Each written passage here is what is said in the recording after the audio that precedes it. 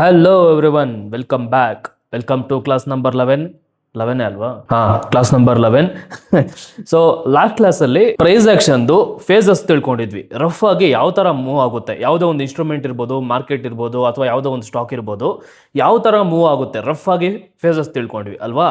ಈ ಕ್ಲಾಸಲ್ಲಿ ಅದರದ್ದು ರಿಯಲ್ ಚಾರ್ಟ್ ಅಲ್ಲಿ ಎಕ್ಸಾಂಪಲ್ ತೋರಿಸ್ತೀನಿ. ಕ್ಲಾಸ್ ಸ್ಟಾರ್ಟ್ ಮಾಡೋಕ್ಕಿಂತ ಮುಂಚೆ ಇಂಪಾರ್ಟೆಂಟ್ ವಿಷಯಗಳ ಬಗ್ಗೆ ಮಾತಾಡಬೇಕು. ಕರೆಕ್ಟಾಗಿ ಕಿವಿ ಕೊಟ್ಟು ಕೇಳಿಸ್ಕೊಳ್ಳಿ. ಲಾಸ್ಟ್ ವಿಡಿಯೋದಲ್ಲಿ ನಾನು ಕಮ್ಯುನಿಟಿ ಅನೌನ್ಸ್ ಮಾಡಿದ್ದೆ. ಅದರಲ್ಲಿ ಸುಮಾರು ಜನಕ್ಕೆ ಸುಮಾರು ಥರ ಡೌಟ್ಸ್ ಇದೆ. ನಮ್ಮ ಹತ್ರ ಆಲ್ರೆಡಿ ಬ್ರೋಕರ್ ಅಕೌಂಟ್ ಇದೆ, ನಾವೇನಕ್ಕೆ ಇವು ಟ್ರೇಡ್ ಜೀನಿ ಅವ್ರ ಹತ್ರ ಬ್ರೋಕರ್ ಅಕೌಂಟ್ ಓಪನ್ ಮಾಡಬೇಕು? ನಮ್ಮನ್ನು ಸೇರಿಸ್ಕೊಳ್ಳಿ, ಎಲ್ಲಾರನ್ನೂ ಸೇರಿಸ್ಕೊಳ್ಳಿ, ಯಾರು ಬೇಕಾದ್ರೂ ಸೇರ್ಕೊಳ್ಳೋ ತರ ಕಮ್ಯುನಿಟಿನ ಓಪನ್ ಮಾಡಿಡಿ. ಈ ತರ ಸುಮಾರು ಜನ ಕ್ವಶನ್ಸ್ ಕೇಳಿದ್ದೀರಾ. ಸೊ ಕಂಪ್ಲೀಟ್ ಆಗಿ ಕ್ಲಾರಿಟಿ ಕೊಟ್ಬಿಡ್ತೀನಿ, ನೀಟಾಗಿ ಕೇಳಿಸ್ಕೊಂಡ್ಬಿಡಿ. See, I believe in this philosophy. ಏನು ಅಂದ್ರೆ, ಯಾವುದೇ ಒಂದು ಕೆಲಸಕ್ಕೆ ಕೈ ಹಾಕಿದ್ರೆ ಕಂಪ್ಲೀಟ್ ಆಗಿ ನಾವು 100% ನಮ್ಮ ಎಫರ್ಟ್ ಎಷ್ಟಾಗುತ್ತೋ ಅಷ್ಟು ಆಗ್ಬೇಕು. ಅದು ರಿಸಲ್ಟ್ ಏನಾದ್ರೂ ಇರಲಿ, ನಾನು ಪ್ರತಿಯೊಂದು ಅದೇ ತರ ಮಾಡೋದು. ಏನೇ ಒಂದು ಕೆಲಸ ಕೈಗೆ ಎತ್ಕೊಂಡ್ರು ಅದ್ರಲ್ಲಿ ಕಂಪ್ಲೀಟ್ ಆಗಿ 100% ಎಫರ್ಟ್ ನಾನು ಹಾಕೇ ಹಾಕ್ತೀನಿ. ನಾನು ಶುರು ಮಾಡದ್ನ ಕಂಪ್ಲೀಟ್ ಆಗಿ ನಾನು 100% ಎಫರ್ಟ್ ಆಗಿ ಅದನ್ನ ಮುಗ್ಸಕ್ ಟ್ರೈ ಮಾಡೇ ಮಾಡ್ತೀನಿ. ಸೊ ನಾನು ಈ ಕ್ಲಾಸ್ ಶುರು ಮಾಡ್ಬೇಕು ಅನ್ನೋ ಪ್ಲಾನ್ ನನಗೆ ಇರ್ಲಿಲ್ಲ. It just happen because of some random series of events. ತುಂಬಾ ಟೈಮ್ ಇಂದ ಫಾಲೋ ಮಾಡ್ಕೊಂಡ್ ಬರ್ತಾ ಇದ್ರೆ ನಿಮ್ಗೆ ಗೊತ್ತಿರುತ್ತೆ ನಾನು ಏನಕ್ಕೆ ಸ್ಟಾರ್ಟ್ ಮಾಡಿದೆ ಯೂಟ್ಯೂಬ್ ವಿಡಿಯೋಸ್ ಮಾಡಕ್ಕೆ ಅಂತ. ಸೊ ನಾನು ಹೇಳ್ಕೊಡಕ್ ಸ್ಟಾರ್ಟ್ ಮಾಡಿದ್ಮೇಲೆ ಇದ್ರಲ್ಲಿ ಕಂಪ್ಲೀಟ್ ಆಗಿ 100% ಎಫರ್ಟ್ಸ್ ನಾನು ಆಗ್ಬೇಕು. ಎಷ್ಟು ಸಾಧ್ಯನೋ ಅಷ್ಟು ಹೇಳ್ಕೊಡ್ಬೇಕು. ಒಂದು ಸರ್ಟೈನ್ ಹೈಟ್ ಗೆ ಗ್ರೋ ಆದ್ಮೇಲೆ there should not be competition, there should be collaboration. ಅರ್ಥ ಆಯ್ತಾ? ಬೇರೆ ಬೇರೆಯವ್ರ ಜೊತೆ ಕೊಲಾಬರೇಟ್ ಮಾಡ್ಕೊಂಡು ಎಷ್ಟಾದ್ರೆ ಅಷ್ಟು ನಮ್ಮ ಕೆಲಸದ ಕ್ವಾಲಿಟಿನ ಇಂಪ್ರೂವ್ ಮಾಡ್ಕೊಬೇಕಾಗುತ್ತೆ. ಈಗ ನಾನು ಮಾಡ್ತಾ ಇರೋದು ಅದೇ. ನಾನು ಕ್ಲಾಸಸ್ ಮಾಡ್ತಾ ಇದ್ದೀನಿ, ನನ್ ನಾಲೆಜ್ ಎಷ್ಟಿದೆಯೋ, ನನ್ನ ತಲೆಯಲ್ಲಿ ಎಷ್ಟಿದೆಯೋ ಅಷ್ಟನ್ನು ಶೇರ್ ಮಾಡ್ತೀನಿ. ಬೇರೆ ಬೇರೆ ಟ್ರೇಡರ್ಸ್ ಇರ್ತಾರೆ, ನನಗಿಂತ ಎಕ್ಸ್ಪೀರಿಯನ್ಸ್ ಆಗಿರೋ ಟ್ರೇಡರ್ಸ್ ಇರ್ತಾರೆ, ಆಪ್ಷನ್ ಸೆಲ್ಲರ್ಸ್ ಇರ್ತಾರೆ, ಡೈರೆಕ್ಷನಲ್ ಟ್ರೇಡರ್ಸ್ ಇರ್ತಾರೆ, ನಾನ್ ಡೈರೆಕ್ಷನಲ್ ಟ್ರೇಡರ್ಸ್ ಇರ್ತಾರೆ, ಚಾರ್ಟೇ ನೋಡದೆ ಟ್ರೇಡ್ ಮಾಡೋರು ಕೂಡ ಇರ್ತಾರೆ. ಅಂತವ್ರದ್ದೆಲ್ಲ ಕಂಟೆಂಟ್ ನನಗೆ ಸಿಕ್ಕಿ ನಾನು ನಿಮ್ಗೆ ಹೇಳ್ಕೊಡೋದು, ಅಥವಾ ಅವರೇ ಬಂದು ಡೈರೆಕ್ಟ್ ಆಗಿ ಕ್ಲಾಸಸ್ ಅಲ್ಲಿ ರೆಕಾರ್ಡ್ ಮಾಡಿ ನನಗೆ ಕಳ್ಸೋದು, ಈ ತರ ಆದ್ರೆ ಇನ್ನೂ ಹೆಲ್ಪ್ ಆಗುತ್ತೆ. ಅಡ್ವಾನ್ಸ್ ಲೆವೆಲ್ ಅಲ್ಲಿ ನಾನು ದೊಡ್ಡದಾಗಿ ಯೋಚನೆ ಮಾಡ್ತಾ ಇದ್ದೀನಿ. ಅದನ್ನ ನಿಮ್ಗೆ ಹೆಂಗ್ ಹೇಳ್ಬೇಕು ನನ್ಗೆ ಅರ್ಥ ಆಗ್ತಾ ಇಲ್ಲ. ನಾವಿನ್ನೂ ಇಲ್ಲಿದ್ದೀವಿ, ನಾನು ಇಲ್ಲಿ ಯೋಚನೆ ಮಾಡ್ತಾ ಇದ್ದೀನಿ. ಅಲ್ಲಿಗೆ ಹೋಗ್ಬೇಕಂದ್ರೆ ನಾನು ಒಬ್ಬನ ಕೈಯಲ್ಲೇ ಸಾಧ್ಯ ಇಲ್ಲ. There should be collaboration. ಆ ತರ ಯಾರು ಟ್ರೇಡರ್ಸ್ ಇರ್ತಾರೆ, ಎಕ್ಸ್ಪೀರಿಯನ್ಸ್ ಟ್ರೇಡರ್ಸ್, ನನಗೂ ಒಂದ್ 3-4 ಜನ ಗೊತ್ತು. ಅವ್ರನ್ನೆಲ್ಲ ಹೋಗ್ಬಿಟ್ಟು ಈ ತರ ನಾನು ಕೇಳಿದ್ರೆ ಅವ್ರು ಏನ್ ಹೇಳ್ತಾರೆ ಗೊತ್ತಾ? ಬೈದ್ ಬಿಡ್ತಾರೆ. ಒಬ್ಬ ಟ್ರೇಡರ್ ನನ್ಗೆ ಎಷ್ಟು ಏಜ್ ಆಗಿದೆಯೋ 27 ವರ್ಷ, ಅವ್ರಿಗಷ್ಟು ಎಕ್ಸ್ಪೀರಿಯನ್ಸೇ ಇದೆ. ಅವ್ರು ಡೈರೆಕ್ಟ್ ಆಗಿ ನಾನು ಬೈದೇ ಬಿಟ್ರು. ಏನಪ್ಪಾ ಪ್ರಮಾದ್, ಮಾಡಕ್ ಬೇರೆ ಕೆಲಸ ಇಲ್ವೇನಯ್ಯ ನಿನ್ಗೆ? ಮಾರ್ಕೆಟ್ ಕೊಡೋ ಸ್ಟ್ರೆಸ್ ಸಾಕಾಗಲ್ವೇನೋ? ಎಲ್ಲಾರ್ಗೂ ಕಲಿಸ್ತೀನಿ ಅಂತ ಏನಕ್ಕೆ ಹೋಗ್ತಾ ಇದೆಯಾ? ಏನಕ್ಕೆ ಎಲ್ಲಾ ಸ್ಟ್ರೆಸ್ ನಿನ್ ತಲೆ ಮೇಲೆ ಹಾಕೊಂತ ಇದೆಯಾ ಅಂತ ಬೈದೇ ಬಿಟ್ರು ಅವರು. ಸೊ ಅವರೆಲ್ಲ ತಲೆ ಕೆಡ್ಸ್ಕೊಳಲ್ಲ ಮಾಮೂಲಿ ಜನರ ಬಗ್ಗೆ, ಸರಿನಾ? ಅವ್ರಿಗೆ ಬೇಜಾನ್ ಬೇರೆ ಕೆಲಸಗಳಿರುತ್ತೆ, ಬೇರೆ ವ್ಯವಹಾರಗಳಿರುತ್ತೆ. ಬಟ್ ಒಂದು ಬ್ರೋಕರ್ ಮುಖಾಂತರ ಹೋಗೋರ್ನ ಅಪ್ರೋಚ್ ಮಾಡಿದ್ರೆ ಬ್ರೋಕರ್ಗೆ ಸ್ಪೆಷಲ್ ಕನೆಕ್ಷನ್ ಇರುತ್ತೆ ಅವ್ರ ಜೊತೆ. ಎಲ್ಲ ಸುಮಾರು ಜನ ಎಕ್ಸ್ಪೀರಿಯನ್ಸ್ ಟ್ರೇಡರ್ಸ್ ಅವ್ರ ಕ್ಲೈಂಟ್ಸ್ ಆಗಿರ್ತಾರೆ. ಅವ್ರ ಕಡೆಯಿಂದ ಒಂದು ಅಪ್ರೋಚ್ ಹೋದ್ರೆ ಅವರು ಈಸಿಯಾಗಿ ಒಪ್ಕೊಂತಾರೆ. ಒಂದು 10 ನಿಮಿಷನೋ 20 ನಿಮಿಷನೋ ಟೈಮ್ ತಗೊಂಡು ಸುಮಾರು ಕಾನ್ಸೆಪ್ಟ್ಸ್ ನ ಎಕ್ಸ್ಪ್ಲೈನ್ ಮಾಡಕ್ಕೆ ಟ್ರೈ ಮಾಡ್ತಾರೆ. ಅದಕ್ಕೆ ಅವ್ರ ಟ್ರೇಡ್ ಜೀನ್ ಅವ್ರು ಹೆಲ್ಪ್ ಮಾಡಕ್ ಒಪ್ಕೊಂಡಿದ್ದಾರೆ. ಸೊ ಆ ತರ ಕನೆಕ್ಷನ್ಸ್ ಬಿಲ್ಡ್ ಆದಾಗ, ಕೊಲಾಬರೇಷನ್ ಸ್ಟಾರ್ಟ್ ಆದಾಗ ಅವ್ರ ಹತ್ರ ಇರೋ ನಾಲೆಜ್ ನಿಮ್ಗೂ ಸಿಗುತ್ತೆ, ನಿಮ್ ಜೊತೆ ನಾನು ಕಲಿತೀನಿ. ನಾನು ಟ್ರೇಡ್ ಜೀನಿ ಅವ್ರ ಜೊತೆ ಕೊಲಾಬರೇಷನ್ ಮಾಡ್ಕೊಳೋದ್ರಿಂದ ಅವ್ರದ್ದು ಕೆಲವೊಂದು ಕಂಡೀಷನ್ಸ್ ಇರುತ್ತೆ. ಆ ಕಂಡೀಷನ್ಸ್ ಫುಲ್ಫಿಲ್ ಮಾಡ್ಲೇಬೇಕು. ಜಸ್ಟ್ ಒಂದು ಅಕೌಂಟ್ ಓಪನಿಂಗ್ ಅಷ್ಟೇ ಮಾಡ್ಬೇಕಾಗಿರೋದು. ನೀವು ಹೆಂಗಿದ್ರು ಬೇರೆ ಬ್ರೋಕರ್ ನ ಯೂಸ್ ಮಾಡ್ಲೇಬೇಕು. ಏನು ಸರ್ವಿಸಸ್ ಕೊಡದೆ, ಏನು ಸಪೋರ್ಟ್ ಕೊಡದೆ ಇರೋ ಬ್ರೋಕರ್ ನಾವೇ ಏನಕ್ಕೆ ಯೂಸ್ ಮಾಡ್ಬೇಕು? ಇವರು ಅವರಾಗೆ ಮುಂದೆ ಬಂದು ಸಪೋರ್ಟ್ ಕೊಡ್ತಾ ಇದಾರೆ. ಸ್ಪೆಷಲ್ ಸಪೋರ್ಟ್ ಸಿಗುತ್ತೆ. ಏನಾದ್ರು ಇಶ್ಯೂಸ್ ಆದ್ರೆ ನನಗೆ ಫ್ಯೂಚರ್ ಕ್ಲಾಸಸ್ಗೆ ಕಂಟೆಂಟ್ ಸಿಗುತ್ತೆ. ಇಷ್ಟೆಲ್ಲ ಇವ್ರು ಕೊಡಕ್ ರೆಡಿ ಇದ್ದಾಗ ನಮ್ ಕಡೆಯಿಂದ ಏನು, ನಾವು ಇವ್ರ ಪ್ಲಾಟ್ಫಾರ್ಮ್ ನ ಯೂಸ್ ಮಾಡ್ಕೊಂಡು ಟ್ರೇಡ್ ಮಾಡಕ್ ರೆಡಿ ಇದೀವಿ. ಇಷ್ಟೇ. ಇದನ್ನ ಕೊಲಾಬರೇಷನ್ ಅಂತ ಕರೀತಾರೆ. ನಾನು ಪದೇ ಪದೇ ಹೇಳ್ತಾ ಇದ್ದೀನಿ, ದೊಡ್ಡದಾಗಿ ಯೋಚನೆ ಮಾಡಿದೀನಿ.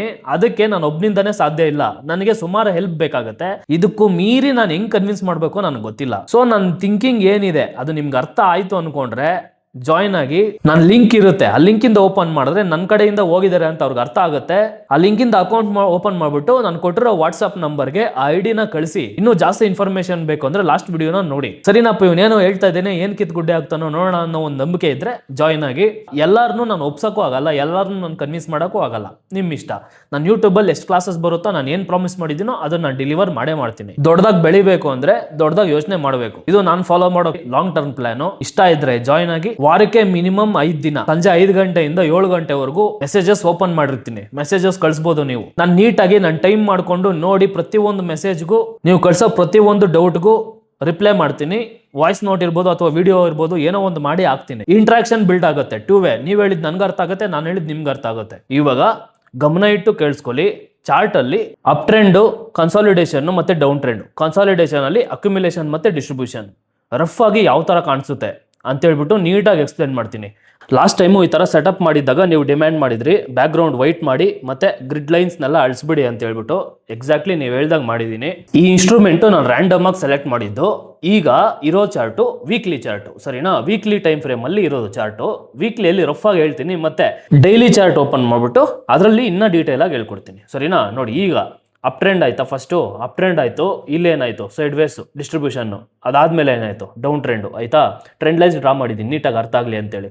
ಡೌನ್ ಟ್ರೆಂಡ್ ಆದಮೇಲೆ ಅಕ್ಯುಮಿಲೇಷನ್ ಆದಮೇಲೆ ನೋಡಿ ಇಲ್ಲಿ ಬ್ರೇಕ್ಔಟ್ ಕೊಡ್ತಾ ಬುಲ್ಲಿಶ್ ಮಾರುಬೂಸು ಕಾಣಿಸ್ತಾ ಇಲ್ವಿ?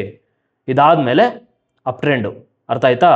ಅಪ್ ಟ್ರೆಂಡ್ ಆದಮೇಲೆ ಇಲ್ಲೊಂದು ಚಿಕ್ಕದು ಡಿಸ್ಟ್ರಿಬ್ಯೂಷನ್ ಫೇಸಲ್ಲಿ ಏನು ಹೇಳಿದ್ದೆ? ಬ್ರೇಕ್ಔಟ್ಸ್ ಕೊಡುತ್ತೆ, ಫೇಕ್ ಬ್ರೇಕ್ಔಟ್ಸು. ನೋಡಿ ಇಲ್ಲಿ ಕಾಣಿಸ್ತಾ ಇದೆಯಾ ಫೇಕ್ ಬ್ರೇಕ್ಔಟ್ಸು? ವಿಕ್ಸ್ ನೋಡಿ ಕ್ಯಾಂಡಲ್ಸ್ದು.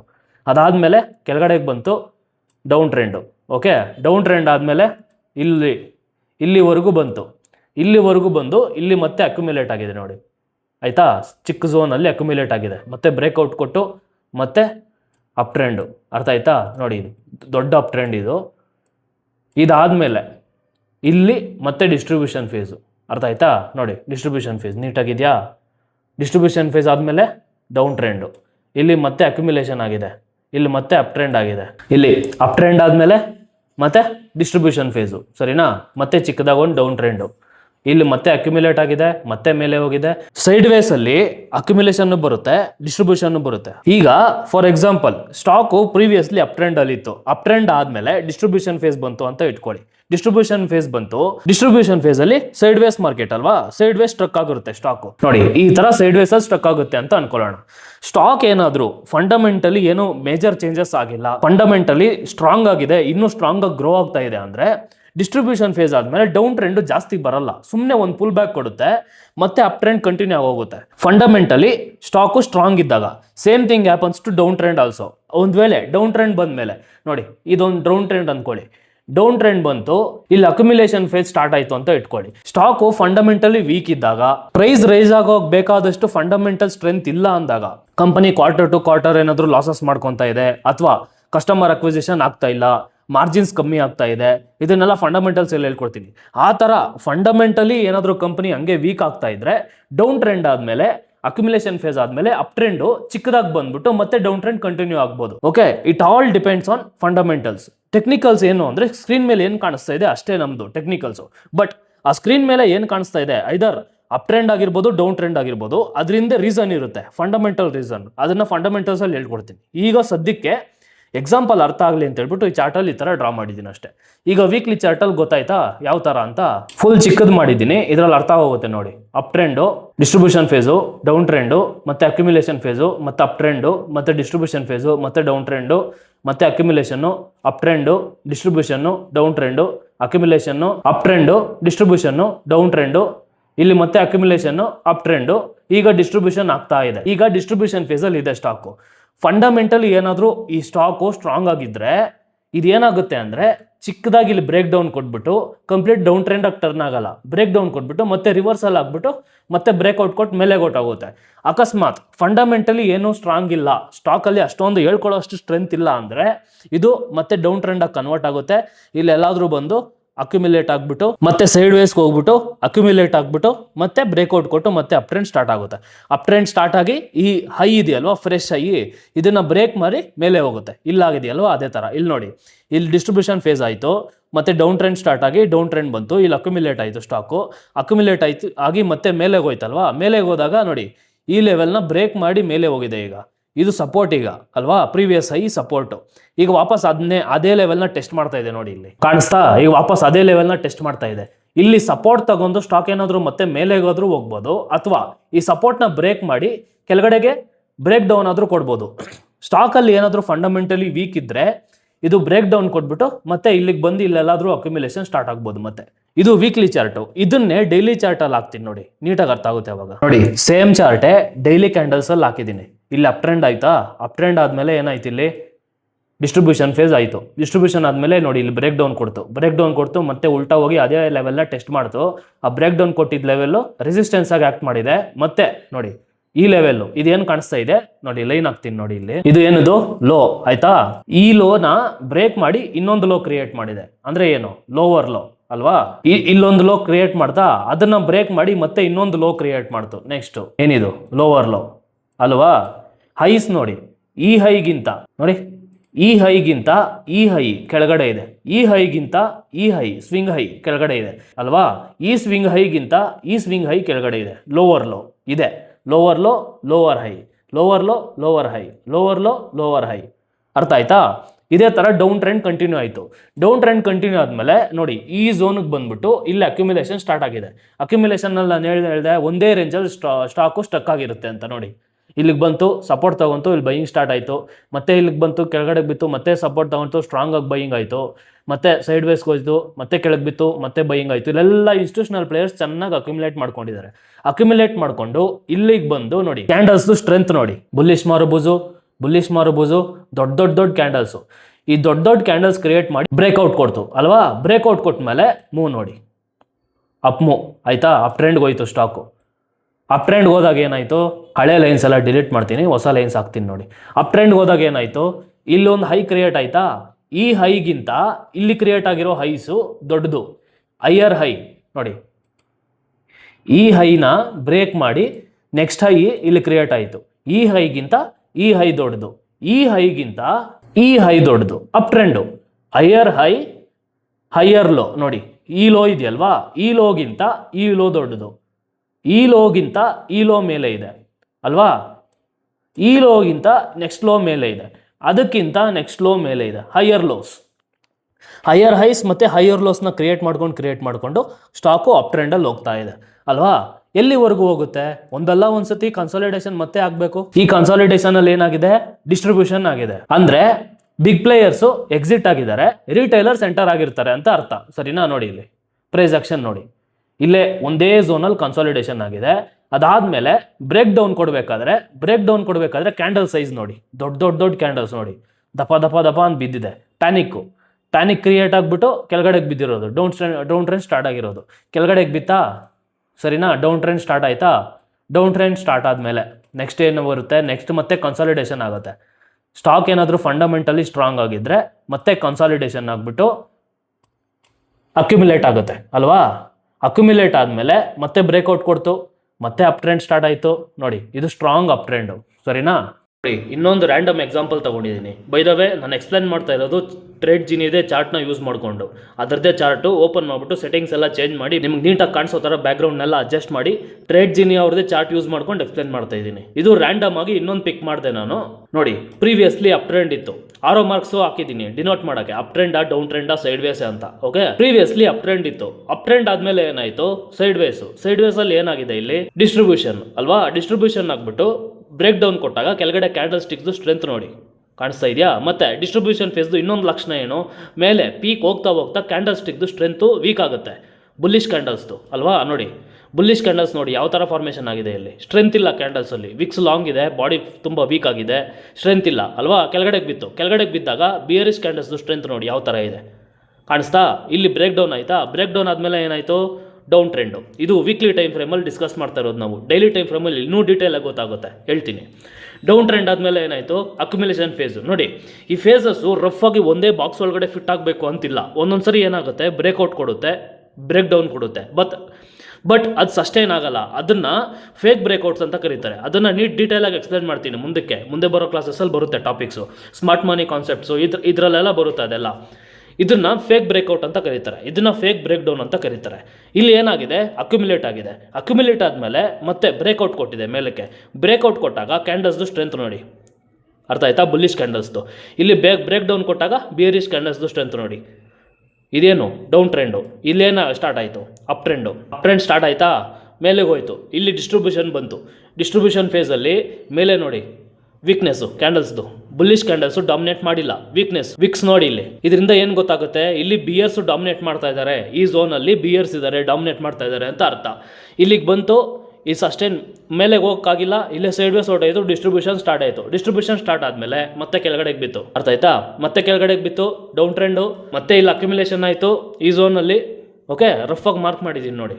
ಅಕ್ಯುಮಿಲೇಟ್ ಆದಮೇಲೆ ಮತ್ತೆ ಇಲ್ಲಿ ಬ್ರೇಕ್ಔಟ್ ಕೊಡ್ತು, ಕ್ಯಾಂಡಲ್ಸ್ದು ಸ್ಟ್ರೆಂತ್ ನೋಡಿ, ಗೊತ್ತಾಗ್ತಾ ಇದೆಯಾ? Up trend.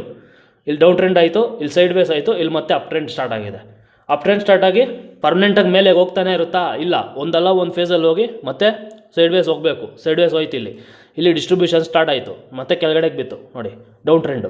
Okay, down trend ಕೆಳಗಡೆಗೆ ಬಿದ್ದಾಗ ಮತ್ತೆ ಇಲ್ಲಿ ಅಕ್ಯುಮಿಲೇಟ್ ಆಯಿತು. ಅಕ್ಯುಮಿಲೇಟ್ ಆದಮೇಲೆ ಮತ್ತೆ ಬ್ರೇಕ್ಔಟ್ ಕೊಡ್ತು, ಮತ್ತೆ ಮೇಲೆ ಹೋಯ್ತು, ಮತ್ತೆ ಅಪ್ ಟ್ರೆಂಡು. ಈಗ ಸ್ಟಾಕ್ ಅಪ್ ಟ್ರೆಂಡಲ್ಲಿ ಇದೆ. ಈ ಅಪ್ ಟ್ರೆಂಡ್ ಮುಗಿದ್ಮೇಲೆ ಒಂದಲ್ಲ ಒಂದು ಪಾಯಿಂಟಲ್ಲಿ ಮತ್ತೆ ಸೈಡ್ ವೇಸ್ ಹೋಗುತ್ತೆ, ಡಿಸ್ಟ್ರಿಬ್ಯೂಟ್ ಆಗುತ್ತೆ, ಮತ್ತೆ ಬ್ರೇಕ್ ಡೌನ್ ಕೊಡುತ್ತೆ, ಕೆಳಗಡೆಗೆ ಬಂದ್ಬಿಟ್ಟು ಮತ್ತೆ ಅಕ್ಯುಮಿಲೇಟ್ ಮಾಡಿ ಮತ್ತೆ ಮೇಲೆ ಹೋಗುತ್ತೆ. ಇದೇ ಥರ ರಫ್ ಆಗಿ ಎಲ್ಲ ಸ್ಟಾಕ್ಸು ಇದೇ ಥರ ಮೂವ್ ಆಗೋದು. ಒಂದು ಸ್ಟಾಕು ಅಪ್ ಟ್ರೆಂಡ್ ಅಥವಾ ಡೌನ್ ಟ್ರೆಂಡ್ ಆದಮೇಲೆ ಕನ್ಸಾಲಿಡೇಷನ್ಗೆ ಹೋಗುತ್ತಲ್ವಾ, ಆ ಕನ್ಸಾಲಿಡೇಷನ್ ಹೋಗಿದ್ಮೇಲೆ ಪ್ರೀವಿಯಸ್ ಟ್ರೆಂಡ್ ರಿಪೀಟ್ ಆಗಬೇಕಂದ್ರೆ it depends on fundamental strength of that stock.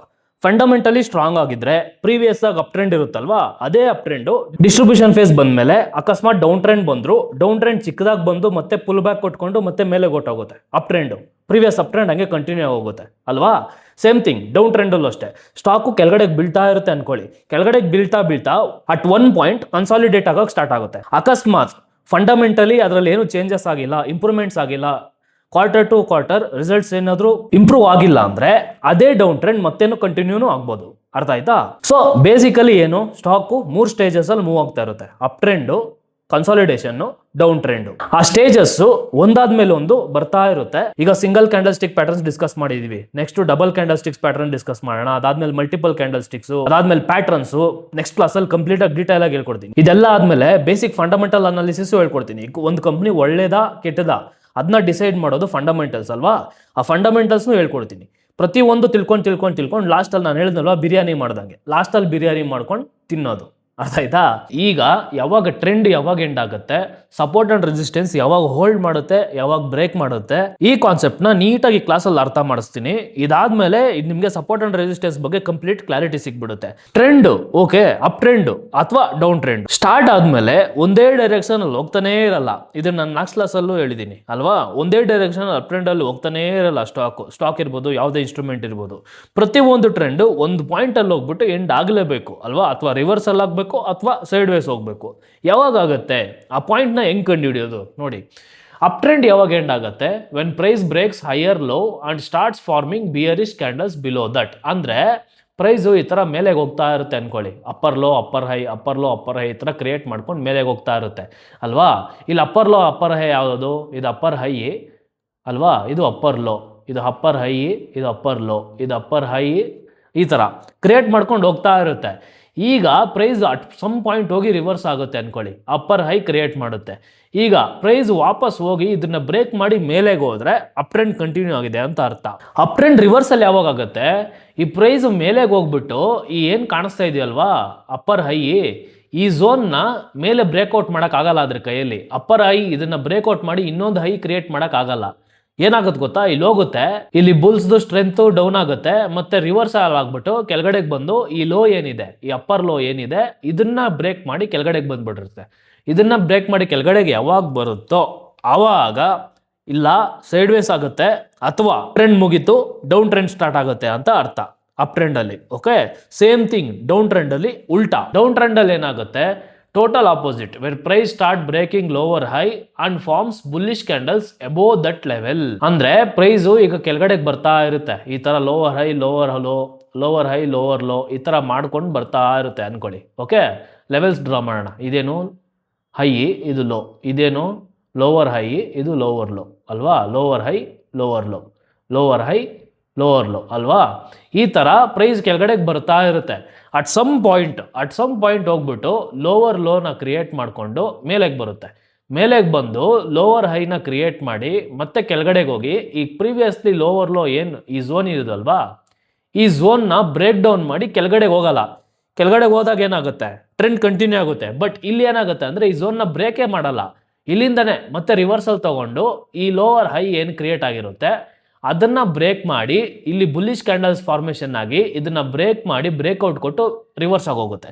ಅವಾಗ ಏನಾದ್ರ ಅರ್ಥ, ಡೌನ್ ಟ್ರೆಂಡ್ ಇಲ್ಲಿಗೆ ಮುಗೀತು, ಇಲ್ಲಿಂದ ಸೈಡ್ ವೇಸ್ ಆಗುತ್ತೆ ಅಥವಾ ಇಲ್ಲಿಂದ ಸೈಡ್ ವೇಸ್ ಆಗ್ಬಿಟ್ಟು ರಿವರ್ಸಲ್ ಆಗಿ ಅಪ್ ಟ್ರೆಂಡ್ ಸ್ಟಾರ್ಟ್ ಆಗುತ್ತೆ ಅಂತ ಅರ್ಥ. ಅದಾದ್ಮೇಲೆ ಸೈಡ್ ವೇಸ್ ಟ್ರೆಂಡ್ ಸ್ಪೆಷಾಲಿಟಿ ಏನು ಅಂದ್ರೆ, more time price spends here higher the possibility of strong trend in whichever side it breaks. ನೋಡಿ, ಇಲ್ಲಿ ಪ್ರೀವಿಯಸ್ ಆಗಿ ಅಪ್ಪರ್ ಟ್ರೆಂಡ್ ಇರುತ್ತೆ, ಇಲ್ಲಿ ಡಿಸ್ಟ್ರಿಬ್ಯೂಷನ್ ಫೇಸ್ ಬರುತ್ತೆ ಡಿಸ್ಟ್ರಿಬ್ಯೂಷನ್ ಫೇಸಲ್ಲಿ ಈ ಫೇಸು ಎಷ್ಟು ದೊಡ್ಡದಾಗಿರುತ್ತೋ, ಎಷ್ಟು ಲಾಂಗ್ ಆಗಿರುತ್ತೆ, for example 3 months, 5 months, 6 months, ಈ ಥರ 1 ಇಯರು, ಈ ಥರ ಎಷ್ಟು ಲಾಂಗ್ ಆಗಿರುತ್ತೋ ನೆಕ್ಸ್ಟ್ ಬರೋ trend either beat up side or down side ಅದು ಅಷ್ಟು ಸ್ಟ್ರಾಂಗ್ ಆಗಿರುತ್ತೆ ಅಂತ ಅರ್ಥ. ಫಾರ್ ಎಕ್ಸಾಂಪಲ್ ಈಗ ಇದು 6 ಮಂತ್ಸ್ದು ಸೈಡ್ ವೇಸ್ ಕನ್ಸಾಲಿಡೇಷನ್ ಅಂತ ಅರ್ಥಕೊಳ್ಳೋಣ.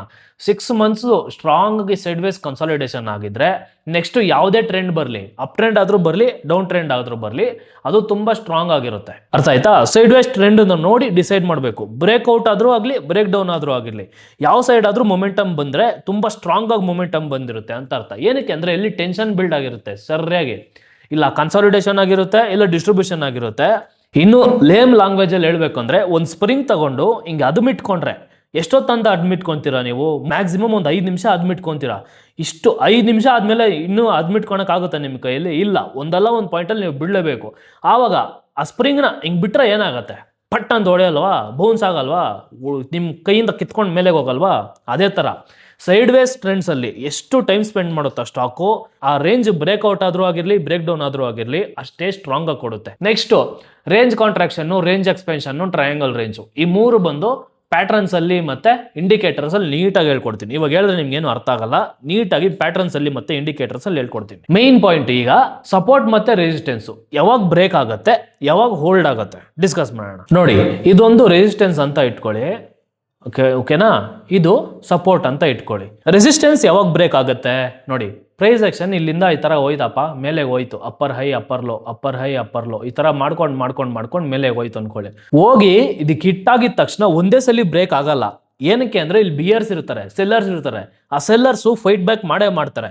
ಸೆಲ್ಲರ್ಸ್ ನ ಸೋಲ್ಸ್ಬೇಕಂದ್ರೆ ಏನು? ಬುಲ್ಸ್ಗೆ ಸ್ಟ್ರೆಂತ್ ಇರಬೇಕು, ಬೈಯರ್ಸ್ಗೆ ಸ್ಟ್ರೆಂತ್ ಇರಬೇಕು. ಅದು ಯಾವಾಗ ಗೊತ್ತಾಗುತ್ತೆ ಅಂದ್ರೆ ಈ ತರ ಹೋಗಿ ಹಿಟ್ ಆಗ್ಬಿಟ್ಟು ವಾಪಸ್ ಬಂದಿರುತ್ತೆ ಪ್ರೈಸ್. ಈ ತರ ಒಂದೇ ಸಲ ಪ್ಯಾರಾಬೋಲಿಕ್ ಆಗಿ ಒಂದೇ ಸರಿ ಹಿಟ್ಟಾಗಿ ಹೋಗ್ಬಿಡಲ್ಲ, ವಾಪಸ್ ಬಂದ್ಬಿಟ್ಟು ಕನ್ಸಾಲಿಡೇಷನ್ ಸ್ಟಾರ್ಟ್ ಆಗುತ್ತೆ.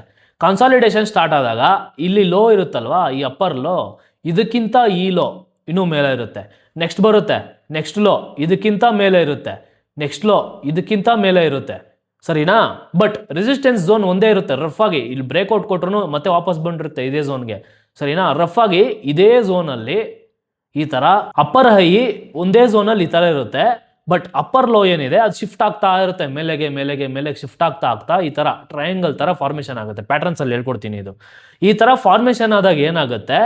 ಟೆನ್ಷನ್ ಜಾಸ್ತಿ ಆಗುತ್ತೆ. ಹೇಳಿದ್ನಲ್ವಾ ಸ್ಪ್ರಿಂಗು, ಈ ತರ ಸ್ಪ್ರಿಂಗ್ ನೋಡಿ ಕೆಳಗಡೆ ಇಲ್ಲಿ ಟ್ರಾವೆಲ್ ಜಾಸ್ತಿ ಇದೆ. ಇಲ್ಲಿ ಹೋಗ್ತಾ ಈ ರೇಂಜ್ದು ಕಡಿಮೆ ಆಗ್ತಾ ಹೋಗುತ್ತೆ. ಈ ತರ ಕಡಿಮೆ ಆಗ್ತಾ ಹೋದಾಗ ಸರಿನಾ, ಈ ತರ ನೋಡಿ, ಇನ್ನೂ ನೀಟಾಗಿ ಹೇಳ್ಕೊಡ್ತೀನಿ ನೋಡಿ.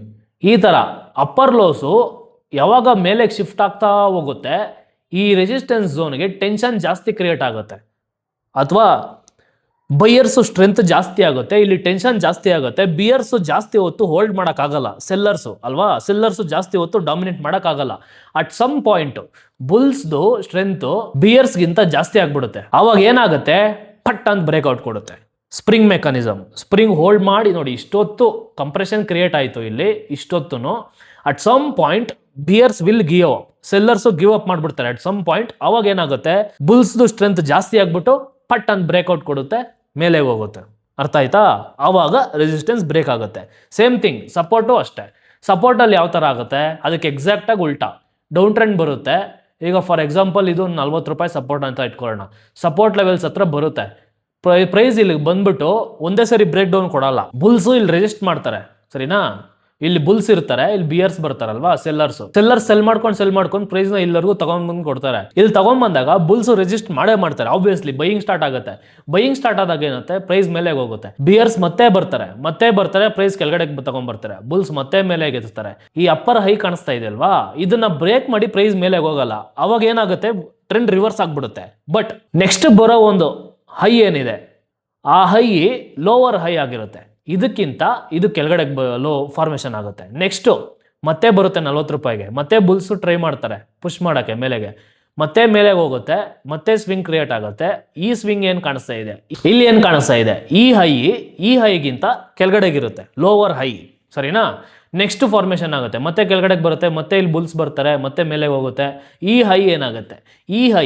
ಈ ಹೈಗಿಂತ ಲೋ ಇರುತ್ತೆ. ಓಕೆ, ಈ ತರ ಹಾಗೆ ಆಗಿ ಏನಾಗುತ್ತೆ, ಈ ಸಪೋರ್ಟ್ ಲೆವೆಲ್ಗೆ ಟೆನ್ಷನ್ ಬಿಲ್ಟ್ ಆಗುತ್ತೆ ಚೆನ್ನಾಗಿ. ಏನಾಗ್ತಾ ಇದೆ ಇಲ್ಲಿ, ಬಿಯರ್ಸ್ ಸ್ಟ್ರೆಂತ್ ಜಾಸ್ತಿ ಆಗ್ತಾ ಹೋಗ್ತಾ ಇದೆ ಅಲ್ವಾ, ಬಿಯರ್ ಸ್ಟ್ರೆಂತ್ ಜಾಸ್ತಿ ಆಗ್ತಾ ಇದೆ, ಬುಲ್ಸ್ ಸ್ಟ್ರೆಂತ್ ಕಮ್ಮಿ ಆಗ್ತಾ ಇದೆ. ಇಲ್ಲಿ ಸ್ಪ್ರಿಂಗ್ ಮೆಕಾನಿಸಮ್ ಎಗೈನ್ ಬಂದು ಕಂಪ್ರೆಸ್ ಆಗ್ತಾ ಆಗ್ತಾ ಆಗ್ತಾ ಆಗ್ತಾ ಅಟ್ ಸಮ್ ಪಾಯಿಂಟ್ ಏನಾಗುತ್ತೆ, ಬುಲ್ಸ್ ಗಿವ್ ಅಪ್ ಮಾಡಲೇಬೇಕು. ಎಷ್ಟು ದಿನ ಅಂತ ಪುಷ್ ಮಾಡೋಕ್ಕಾಗುತ್ತೆ ಪ್ರೈಸ್ನ? ಬಿಯರ್ಸ್ ಸ್ಟ್ರಾಂಗ್ ಆಗಿದ್ದಾಗ ಅವ್ರ ಕೆಳಗಡೆಗೆ ಹಾಕಿ ಹೊಡಿತಾ ಇದ್ದಾಗ ಬುಲ್ಸ್ ಎಷ್ಟು ದಿನ ಅಂತ ಮೇಲೆ ಎತ್ತಕ್ಕಾಗುತ್ತೆ? ಆಗೋದೇ ಇಲ್ಲ. At some point they should give up, sell ಮಾಡಿ ಓಡೋಗೋಗಿ ಸ್ಟಾರ್ಟ್ ಮಾಡ್ತಾರೆ. ಅವಾಗ ಏನಾಗುತ್ತೆ, ಪಟ್ ಅಂತ ಬ್ರೇಕ್ ಡೌನ್ ಕೊಡುತ್ತೆ. ಸಪೋರ್ಟ್ ಅಂಡ್ ರೆಸಿಸ್ಟೆನ್ಸ್ ಇದೇ ತರ ಬ್ರೇಕ್ ಆಗೋದು. ನಾನು ಹೇಳಿದ್ನಲ್ವಾ, ಗೋಡೆಗೆ ಎಷ್ಟು ಸಲ ನೀವು ಗಾಡಿ ಎತ್ಕೊಂಡು ಹೊಡಿತಾ ಇರ್ತಾರೋ ಪ್ರತಿ ಒಂದು ಏಟ್ಗೂ ಅದ್ರದ್ದು ಸ್ಟ್ರೆಂತ್ ವೀಕ್ ಆಗ್ತಾ ಹೋಗ್ತಾ ಇರುತ್ತೆ. ಸಪೋರ್ಟ್ ಅಂಡ್ ರೆಸಿಸ್ಟೆನ್ಸ್ದು ಅದೇ ತರ. ಪ್ರೈಸ್ ಮೇಲೆಯಿಂದ ಬಂದು ಹೊಡೆದ್ರೆ ಸಪೋರ್ಟ್ಗೆ ಅಥವಾ ರೆಸಿಸ್ಟೆನ್ಸ್ಗೆ ಕೆಳಗಡೆಯಿಂದ ಹೋಗಿ ಹೊಡೆದ್ರೆ ಎರಡೂ ಒಂದೇ ತರ ವರ್ಕ್ ಆಗೋದು. ಎಷ್ಟು ಸಲ ಹೊಡೆಯುತ್ತೋ ಅಷ್ಟು ಸಲ ಪ್ರತಿಯೊಂದು ಅಪ್ರೋಚ್ಗೂ ಪ್ರತಿಯೊಂದು ಏಟ್ಗೂ ವೀಕ್ ಆಗ್ತಾ ಹೋಗ್ತಾ ಇರುತ್ತೆ support and resistance. At some point ಒಂದು ಪಾಯಿಂಟ್ವರೆಗೂ ನೀವು ಹೊಡಿತಾನೇ ಇದ್ರೆ ಗೋಡೆ ಬಿದ್ದೇ ಬೀಳುತ್ತಲ್ವಾ, ಅದೇ ತರ ಸಪೋರ್ಟ್ ಅಂಡ್ ರೆಸಿಸ್ಟೆನ್ಸ್ ಒಂದು ಪಾಯಿಂಟ್ವರೆಗೂ ಬಂದು ಪ್ರೈಸ್ ಹೊಡಿತಾ ಇದ್ರೆ ಅಟ್ ಸಮ್ ಪಾಯಿಂಟ್ ಇದು ಬ್ರೇಕ್ ಡೌನ್ ಆಗೇ ಆಗುತ್ತೆ. ಪ್ರೈಸು ಆ ಲೆವೆಲ್ನ ದಾಟಿ ಹೋಗೇ ಹೋಗುತ್ತೆ. ಓಕೆ, ಅರ್ಥ ಆಯ್ತಾ? ಯಾವಾಗ ಹೋಲ್ಡ್ ಮಾಡುತ್ತೆ ಸಪೋರ್ಟ್ ಅಂಡ್ ರೆಸಿಸ್ಟೆನ್ಸ್ ಸ್ಟ್ರಾಂಗ್ ಆಗಿ, ಯಾವಾಗ ಹೋಲ್ಡ್ ಮಾಡುತ್ತೆ ಹೇಳ್ಕೊಡ್ತೀನಿ ನೋಡಿ. Whenever there is parabolic move with comparatively big candles. ಯಾವಾಗಲೇ ಆಗಲಿ, ಒಂದು ಸಪೋರ್ಟ್ಗಾದ್ರೂ ಆಗಲಿ ಒಂದು ರೆಸಿಸ್ಟೆನ್ಸ್ಗಾದ್ರೂ ಆಗಲಿ, ನಾನು ಏನು ಹೇಳಿದೆ ಪ್ರೀವಿಯಸ್ ಅಲ್ಲಿ, ಬ್ರೇಕ್ ಆಗ್ಬೇಕಂದ್ರೆ ಒಂದೇ ಸಲ ಈ ತರ ಪ್ರೈಸ್ ಬಂದ್ಬಿಟ್ಟು ಒಂದೇ ಸಲ ಹಿಂಗ್ ಬ್ರೇಕ್ಔಟ್ ಕೊಟ್ಬಿಡಲ್ಲ. ಅಲ್ಲಿ ಆಪೋಸಿಟ್ ಸೈಡ್ ಪ್ಲೇಯರ್ಸ್ ಇರ್ತಾರೆ ಪ್ರೆಸೆನ್ಸ್. ಈಗ ಅಪ್ ಟ್ರೆಂಡ್ ಅಲ್ಲಿ ತಗೊಂಡ್ರೆ ಇಲ್ಲಿ ಬಿಯರ್ಸ್ ಇರ್ತಾರೆ ಈ ಲೆವೆಲ್ಗಿಂತ ಮೇಲೆ, ಅಥವಾ ಡೌನ್ ಟ್ರೆಂಡ್ ಅಲ್ಲಿ ಸಪೋರ್ಟ್ ಲೆಗ್ ತಗೊಂಡ್ರೆ ಸಪೋರ್ಟ್ಗಿಂತ ಕೆಳಗಡೆ ಯಾರು ಇರ್ತಾರೆ, ಬುಲ್ಸ್ ಇರ್ತಾರೆ. ಅವ್ರು ಅಷ್ಟು ಈಸಿಯಾಗಿ ಗಿವ್ ಅಪ್ ಮಾಡಲ್ಲ. Okay, they will resist. ಒಂದೇ ಸಲ ಪ್ಯಾರಾಬೋಲಿಕ್ ಮೂವ್ ಒಂದೇ ಸಲ ಬಂದು ಈ ತರ ಬ್ರೇಕ್ಔಟ್ ಆಗ್ಬಿಡಲ್ಲ. ಎಕ್ಸೆಪ್ಷನಲ್ ಕೇಸಸ್ ಇದೆ, ಯಾವಾಗ ಫಂಡಮೆಂಟಲಿ ತುಂಬಾ ಸ್ಟ್ರಾಂಗ್ ನ್ಯೂಸ್ ಇದ್ರೆ ಆವಾಗ exceptional cases. Whenever there is a parabolic move with comparatively big candles, sit back and observe candle stick behaviours near that levels. ಅಂದ್ರೆ ಆ ತರ ಏನಾದ್ರು ಸಡನ್ ಆಗಿ ಮೂವ್ಮೆಂಟ್ ಸಿಕ್ತಾಗ ಸಡನ್ ಆಗಿ ಹೋಗಿ ಬೈ ಮಾಡಕ್ ಸ್ಟಾರ್ಟ್ ಮಾಡಬಾರ್ದು. ಕುತ್ಕೊಳ್ಳಿ, ಒಂದ್ ನಿಮಿಷ ಕುತ್ಕೊಂಡು ಆ ಸಪೋರ್ಟ್ ಅಂಡ್ ರೆಸಿಸ್ಟೆನ್ಸ್ ಲೆವೆಲ್ ಹತ್ರ ಕ್ಯಾಂಡಲ್ ಸ್ಟಿಕ್ಸ್ ಯಾವ ತರ ಬಿಹೇವ್ ಮಾಡ್ತಾ ಇದೆ ಅದನ್ನ ಅಬ್ಸರ್ವ್ ಮಾಡಿ. 90% ಆಫ್ ದ ಟೈಮ್ ಏನಾಗುತ್ತೆ ಗೊತ್ತಾ, ಅಲ್ಲಿ ಹೋಗ್ಬಿಟ್ಟು ಬ್ರೇಕ್ಔಟ್ ಕೊಟ್ಟು ಹಂಗೆ ಹೋಗ್ಬಿಡಲ್ಲ, ರಿವರ್ಸಲ್ ಆಗುತ್ತೆ.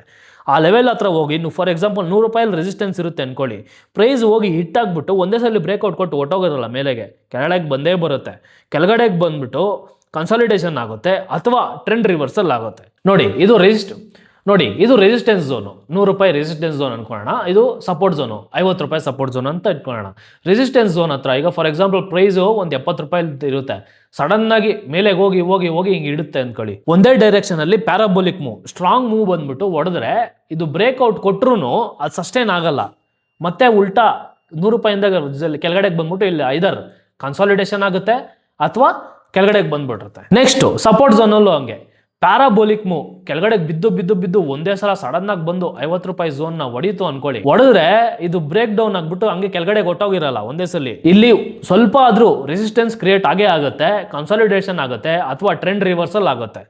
ಅರ್ಥ ಆಯ್ತಾ? ಒಂದೇ ಸಲ ಪ್ಯಾರಾಬೋಲಿಕ್ ಮೂವ್ ಆದ್ಮೇಲೆ ಒಂದೇ ಸಲ ಬ್ರೇಕ್ ಡೌನ್ ಕೊಡೋ ಚಾನ್ಸಸ್ ಅಥವಾ ಪ್ಯಾರಾಬೋಲಿಕ್ ಮೂವ್ ಆದ್ಮೇಲೆ ಒಂದೇ ಸಲ ಬ್ರೇಕ್ಔಟ್ ಕೊಡೋ ಚಾನ್ಸಸ್ ತುಂಬಾ ಕಮ್ಮಿ. ಅದು ಯಾವಾಗ ಆಗುತ್ತೆ ಅಂದ್ರೆ fundamental exceptional is when there is strong fundamental news. ಅಂದ್ರೆ ಕಂಪನಿ ಇದ್ದಕ್ಕಿದ್ದಂಗೆ ಸಡನ್ ಆಗಿ ಗ್ರೋತ್ ಆಗೋಯ್ತು ಅಂತ ಇಟ್ಕೊಳ್ಳಿ, ಅಥವಾ ಒಳ್ಳೆ ಮ್ಯಾನೇಜ್ಮೆಂಟ್ ಚೇಂಜಸ್ ಆಗ್ಬಿಡ್ತು, ಸಡನ್ ಆಗಿ ವರ್ಸ್ಟ್ ಆಗಿ ಪರ್ಫಾರ್ಮ್ ಮಾಡ್ತಾ ಇರೋ ಕಂಪನಿಗೆ ಸಡನ್ ಆಗಿ ಒಳ್ಳೆ ಮ್ಯಾನೇಜ್ಮೆಂಟ್ ಬಂದ್ಬಿಡ್ತು, ಅಥವಾ ಗೌರ್ಮೆಂಟ್ ಇಂದ ಏನಾದ್ರು ಒಳ್ಳೆ ಇನ್ಸೆಂಟಿವ್ಸ್ ಬಂದ್ಬಿಡ್ತು, ಈ ತರ ಸ್ಟ್ರಾಂಗ್ ಆಗಿ ಫಂಡಮೆಂಟಲ್ ನ್ಯೂಸ್ ಬಂದಾಗ ಆವಾಗ ಟೆಕ್ನಿಕಲ್ಸ್ ಅಷ್ಟೊಂದು ವರ್ಕ್ ಆಗಲ್ಲ. ಸಪೋರ್ಟು ರೆಸಿಸ್ಟೆನ್ಸ್ ಇದಕ್ಕೆಲ್ಲ ಮರ್ಯಾದೆನೇ ಕೊಡಲ್ಲ, ಪ್ರೈಸ್ ಕಿತ್ಕೊಂಡು ಹೋಗ್ತಾ ಇರುತ್ತೆ, ಕಿತ್ಕೊಂಡು ಹೋಗಿ ಒಂದ್ ಲೆವೆಲ್ ಹೋಗಿ ಸ್ಟಾಪ್ ಆಗುತ್ತೆ. ಬಟ್ ಸಪೋರ್ಟ್ ಅಂಡ್ ರೆಸಿಸ್ಟೆನ್ಸ್ಗೆ ಆ ಟೈಮಲ್ಲಿ ಅಷ್ಟೊಂದು ಮರ್ಯಾದೆ ಇರಲ್ಲ, ಫಂಡಮೆಂಟಲ್ ಸ್ಟ್ರಾಂಗ್ ಆಗಿದ್ದಾಗ. ಓಕೆ, ಅದು ಎಕ್ಸೆಪ್ಷನಲ್. ನಾವು ಗೊತ್ತಲ್ವಾ, ಸ್ಟಾಕ್ ನೇಮ್ ತಗೊಬಾರ್ದು, ಸೆಬಿ ರೂಲ್ಸ್. ಸ್ಟಾಕ್ ನೇಮ್ ತಗೊಳ್ದೇನೆ ಚಾರ್ಟ್ನ ತಗೊಂಡಿದ್ದೀನಿ, ಚಾರ್ಟ್ ಅಲ್ಲಿ ನೀಟಾಗಿ ಎಕ್ಸ್ಪ್ಲೇನ್ ಮಾಡ್ತೀನಿ ನೋಡಿ. ಇದು ಪ್ರೀವಿಯಸ್ ಸಪೋರ್ಟ್ ಝೋನ್ ಅಲ್ವಾ, ಈ ಸಪೋರ್ಟ್ ಝೋನ್ ನೋಡಿ, ಇಲ್ಲಿ ಪ್ರೈಸ್ ಮೇಲೆಗೆ ಹೋಗಿದೆ, ಪ್ರೈಸ್ ಮೇಲೆಗೆ ಹೋಗಿ ಡೌನ್ ಕೆಳಗಡೆಗೆ ಬಂದಿದೆ. ಇಲ್ಲಿ ಏನೋ ಒಂದು ಪಾಸಿಟಿವ್ ನ್ಯೂಸ್ ಬಂದಿದೆ, ಪಾಸಿಟಿವ್ ನ್ಯೂಸ್ ಇಂದ ಫುಲ್ ಗ್ಯಾಪ್ ಅಪ್ ಕೊಟ್ಟು ಅಬ್ಸಲ್ಯೂಟ್ ಗ್ಯಾಪ್ ಅಪ್ ಮೇಲೆಗೆ ಹೋಗಿ ಇಲ್ಲಿ ಫಾರ್ಮೇಶನ್ ಆಗಿದೆ. ನೆಕ್ಸ್ಟ್ ಡೇ ಏನಾಗಿದೆ, ಅಥವಾ ಪಾಸಿಟಿವ್ ನ್ಯೂಸ್ ಅಷ್ಟೊಂದು ಎಫೆಕ್ಟಿವ್ ಆಗಿಲ್ಲ ಅನ್ಕೊಂಡಿರ್ಬೋದು, ಏನೋ ಆಗಿರ್ಬೋದು, ಸ್ಟ್ರಾಂಗ್ ಆಗಿ ಪ್ಯಾರಾಬೋಲಿಕ್ ಮೂವ್ ಬಂದು ಹೊಡೆದಿದೆ ಸಪೋರ್ಟ್ ಲೆವೆಲ್ಗೆ ಅಲ್ವಾ. ಈ ನೋಡಿ, ಈ ಕ್ಯಾಂಡಲ್ ನೋಡಿ, ಪ್ಯಾರಾಬೋಲಿಕ್ ಮೂವ್ ಬಂದು ಸಡನ್ ಆಗಿ ಬಂದು ಸಪೋರ್ಟ್ಗೆ ಇಟ್ಟಾಯಿತು. ಇದು ಬ್ರೇಕ್ ಆಯ್ತಾ ಸಪೋರ್ಟು? ಇಲ್ಲ, ಏನಾಗಿದೆ, ಇಲ್ಲಿಂದ ರಿವರ್ಸಲ್ ಆಗಿದೆ. ನೋಡಿ ಇಲ್ಲಿ ನೋಡಿ, ಪ್ರೈಸ್ ಬಂತು, ಇಲ್ಲಿ ಹೊಡೀತು, ಇಲ್ಲಿ ಬಂದು ಬುಲ್ಸ್ ಏನು ಮಾಡಿದ್ರು, ಇಲ್ಲಿ ಬೈಯಿಂಗ್ ಸ್ಟಾರ್ಟ್ ಮಾಡಿದ್ರು, ಅಥವಾ ಅರ್ಥ ಆಯ್ತಾ? ನೋಡಿ ಇಲ್ಲಿ ಹ್ಯಾಮರ್ ಕ್ಯಾಂಡಲ್, ಸರಿನಾ, ಬೈಯಿಂಗ್ ಸ್ಟಾರ್ಟ್ ಮಾಡಿದ್ರು, ಮೇಲೆ ಹೋಯ್ತು ಪ್ರೈಸು. ಅರ್ಥ ಆಯ್ತಾ? ಸೇಮ್ ಥಿಂಗ್ ಇಲ್ಲಿ ನೋಡಿ, ರೆಸಿಸ್ಟೆನ್ಸ್ ನೋಡಿ, ಇದು ರೆಸಿಸ್ಟೆನ್ಸ್ ಝೋನು, ಪ್ರೀವಿಯಸ್ಲಿ ಇಲ್ಲಿ ರೆಸಿಸ್ಟೆನ್ಸ್ ಝೋನ್ ಕ್ರಿಯೇಟ್ ಆಗಿದೆ. ಇಲ್ಲಿ ಮಾರ್ಕ್ ಮಾಡಿ ಇಟ್ಕೊಂಡಿದ್ದೀರಾ ರೆಸಿಸ್ಟೆನ್ಸ್ ಝೋನ್ ಇದು ಅಂತ. ನೆಕ್ಸ್ಟ್ ಏನಾಯ್ತು ನೋಡಿ, ಪ್ಯಾರಾಬೋಲಿಕ್ ಮೂವ್, ಒನ್ ಡೈರೆಕ್ಷನ್ ಹೋಗಿ ಟಕ್ ಅಂತ ಹೊಡೆದಿದೆ, ದೊಡ್ಡ ದೊಡ್ಡ ಕ್ಯಾಂಡಲ್ಸ್ ಅಲ್ಲಿ ಹೋಗಿ ಪಟ್ ಅಂತ ಹೊಡೆದಿದೆ, ಅಲ್ಲಿ ಏನಾಗಿದೆ ರಿವರ್ಸಲ್. ಅರ್ಥ ಆಯ್ತು ಅನ್ಕೊಂತೀನಿ. ಇನ್ನೊಂದು ಎಕ್ಸಾಂಪಲ್ ನೋಡೋಣ. ಇಲ್ಲಿ ನೋಡಿ, ಇದು ಪ್ರೀವಿಯಸ್ಲಿ ಸಪೋರ್ಟ್ ಝೋನು, ಇಲ್ಲಿ ನೋಡಿ ಇದು ಪ್ರೀವಿಯಸ್ಲಿ ಸಪೋರ್ಟ್ ಝೋನು, ಇದು ರೆಸಿಸ್ಟೆನ್ಸ್ ಝೋನು. ಇಲ್ಲಿ ರೆಸಿಸ್ಟೆನ್ಸ್ ಝೋನ್ ಕ್ರಿಯೇಟ್ ಆಯಿತು. ರೆಸಿಸ್ಟೆನ್ಸ್ ಝೋನ್ ಕ್ರಿಯೇಟ್ ಆದಮೇಲೆ ನೆಕ್ಸ್ಟ್ ಪ್ರೈಸ್ ಇಲ್ಲಿಗೆ ಬಂತು ನೋಡಿ, ಪ್ರೀವಿಯಸ್ ಸಪೋರ್ಟ್ ಲೆವೆಲ್ ಪ್ರೈಸ್ ಬಂತು. ಪ್ಯಾರಾಬೋಲಿಕ್ ಮೂವ್, ದೊಡ್ಡ ದೊಡ್ಡ ಕ್ಯಾಂಡಲ್ಸು ಸಡನ್ ಆಗಿ ಬಂದು ಹೊಡಿತು. ಇಲ್ಲಿ ಏನಾಗಿದೆ, ಬ್ರೇಕ್ ಡೌನ್ ಆಗಿದೆಯಾ? ಇಲ್ಲ, ಮತ್ತೆ ಕನ್ಸಾಲಿಡೇಟ್ ಆಗಿದೆ. ಇಲ್ಲಿ ಕನ್ಸಾಲಿಡೇಟ್ ಆಗಿ ಪ್ರೈಸ್ ಮತ್ತೆ ರಿವರ್ಸಲ್ ಆಗಿದೆ. ಅರ್ಥ ಆಯ್ತಾ? ಮತ್ತೆ ನೋಡಿ, ಪ್ರೀವಿಯಸ್ ರೆಸಿಸ್ಟೆನ್ಸ್ ಝೋನ್ಗೆ ಪ್ಯಾರಾಬೋಲಿಕ್ ಹಿಟ್ಟು, ದೊಡ್ಡ ದೊಡ್ಡ ಮೂವ್ ಒಂದೇ ಸಲ ಹೋಯ್ತು ಹೊಡಿತು. ಇಲ್ಲಿ ಬ್ರೇಕ್ಔಟ್ ಆಯ್ತಾ? ಇಲ್ಲ, ಪ್ರೈಸ್ ರಿವರ್ಸಲ್ ಆಗಿದೆ. ಅರ್ಥ ಆಯ್ತಾ? ಯಾವಾಗ ಹೋಲ್ಡ್ ಮಾಡುತ್ತೆ ಸಪೋರ್ಟ್ ಅಂತ, ಪ್ಯಾರಾಬೋಲಿಕ್ ಮೂವ್ ಹೋಗಿ ಯಾವಾಗ ಹೊಡೆಯುತ್ತೋ ರೆಸಿಸ್ಟೆನ್ಸ್ಗೆ ಅಥವಾ ಸಪೋರ್ಟ್ಗೆ, ಆವಾಗ 90% ಆಫ್ ದ ಚಾನ್ಸ್ ಅದು ಸಪೋರ್ಟು ಅಥವಾ ರೆಸಿಸ್ಟೆನ್ಸು ಬ್ರೇಕ್ ಆಗಲ್ಲ, ಹೋಲ್ಡ್ ಮಾಡುತ್ತೆ ಸ್ಟ್ರಾಂಗ್ ಆಗಿ. ಯಾವಾಗ ಬ್ರೇಕ್ ಆಗುತ್ತೆ? ನಾನು ಫಸ್ಟಲ್ಲಿ ಹೇಳಿದ್ನಲ್ವ ಯಾವಾಗ ಬ್ರೇಕ್ ಆಗುತ್ತೆ ಅಂತ. ಇಲ್ಲಿ ನೋಡಿ, ಇಲ್ಲಿ ಬಂದು ಗ್ಯಾಪ್ ಡೌನ್ ಆಗಿ ಸ್ಟ್ರಾಂಗ್ ನೆಗೆಟಿವ್ ನ್ಯೂಸ್ ಏನೋ ಇರುತ್ತೆ, ಬಂತು ಪ್ಯಾರಾಬೋಲಿಕ್ ಮೂವ್ ಹೊಡಿತು, ಇಲ್ಲಿ ಬ್ರೇಕ್ ಆಯ್ತಾ ಒಂದೇ ಸಲ? ಇಲ್ಲ, ವಾಪಸ್ ಏನಾಗಿದೆ, ರಿವರ್ಸಲ್ ಆಗಿದೆ. ರಿವರ್ಸಲ್ ಆಗಿ ಕನ್ಸಾಲಿಡೇಷನ್ ಆಗಿದೆ ನೋಡಿ ಇಷ್ಟರಲ್ಲಿ. ಅರ್ಥ ಆಯ್ತಾ? ಕನ್ಸಾಲಿಡೇಷನ್ ಆಗಿ ಆಮೇಲೆ ಬ್ರೇಕ್ ಡೌನ್ ಕೊಟ್ಟಿದೆ. ಸಪೋರ್ಟ್ ವೀಕ್ ಆದಮೇಲೆ ನಾನೇನು ಹೇಳಿದೆ, ಗಡಾರಿ ಎತ್ಕೊಂಡು ಗೋಡೆಗೆ ಹೊಡೆದಂಗೆ ಹೊಡಿತಾ ಇದ್ರೆ ವೀಕ್ ಆಗುತ್ತಲ್ವಾ. ಇಲ್ಲಿ ನೋಡಿ, ಸಪೋರ್ಟ್ ಝೋನ್ಗೆ ಹೊಡೆದಿದೆ, ಸುಮಾರು ಸಲ ಹೊಡೆದಿದೆ, ಹೊಡೆದಾಗ ವೀಕ್ ಆಗಿದೆ, ಸಪೋರ್ಟ್ ಝೋನ್ ಬ್ರೇಕ್ ಡೌನ್ ಆಗಿದೆ. ಅರ್ಥ ಆಯ್ತಾ? ನೆಕ್ಸ್ಟ್ ಅದರಲ್ಲೇ ನೋಡಿ, ನೆಕ್ಸ್ಟ್ ಎಕ್ಸಾಂಪಲ್ ನೋಡಿ, ಬಂತು ಆ ಸಪೋರ್ಟ್ ಝೋನ್. ನಾನೇನು ಹೇಳಿದೆ, ಸಪೋರ್ಟ್ ಒಂದ್ಸಲಿ ಬ್ರೇಕ್ ಆದರೆ ನೆಕ್ಸ್ಟ್ ಅದು ರೆಸಿಸ್ಟೆನ್ಸ್ ಆಗಿ ಆ್ಯಕ್ಟ್ ಮಾಡುತ್ತೆ ಅಂತ ಹೇಳಿದ್ನಲ್ವಾ. ನೋಡಿ, ಇದು ರೆಸಿಸ್ಟೆನ್ಸ್ ಆಗಿ ಕನ್ವರ್ಟ್ ಆಯ್ತು ಇವಾಗ ಈ ಝೋನು. ನೆಕ್ಸ್ಟ್ ಏನಾಗಿದೆ ನೋಡಿ, ಪ್ಯಾರಾಬೋಲಿಕ್ ಮೂವ್ ಬಂದಿದೆ, ಹೊಡೆದಿದೆ, ಇಲ್ಲಿ ಬ್ರೇಕ್ ಆಯ್ತಾ? ಇಲ್ಲ, ರಿವರ್ಸಲ್ ಆಗಿದೆ ನೋಡಿ. ಇನ್ನೊಂದು ಎಕ್ಸಾಂಪಲ್ ನೋಡೋಣ. ಇಲ್ಲಿ ನೋಡಿ ಸಪೋರ್ಟ್ ಝೋನು, ಸರಿನಾ?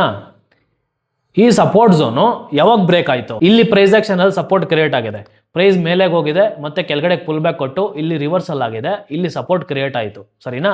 ಇಲ್ಲಿ ಸಪೋರ್ಟ್ ಕ್ರಿಯೇಟ್ ಆಗಿದೆ. ಈ ಸಪೋರ್ಟ್ ಅಲ್ಲಿ ಏನೇನು ಆಕ್ಷನ್ ಆಗಿದೆ ನೋಡಿ, ನಾನು ಫಸ್ಟ್ ಹೇಳಿದ್ನಲ್ವಾ ಯಾವಾಗ ಬ್ರೇಕ್ ಆಗುತ್ತೆ ಅಂತ. ನೋಡಿ, ಹೈ, ಈ ಹೈ ಆದಮೇಲೆ ನೆಕ್ಸ್ಟ್ ಹೈ ಏನಾಗಿದೆ, ಲೋವರ್ ಹೈ ಅಲ್ವಾ?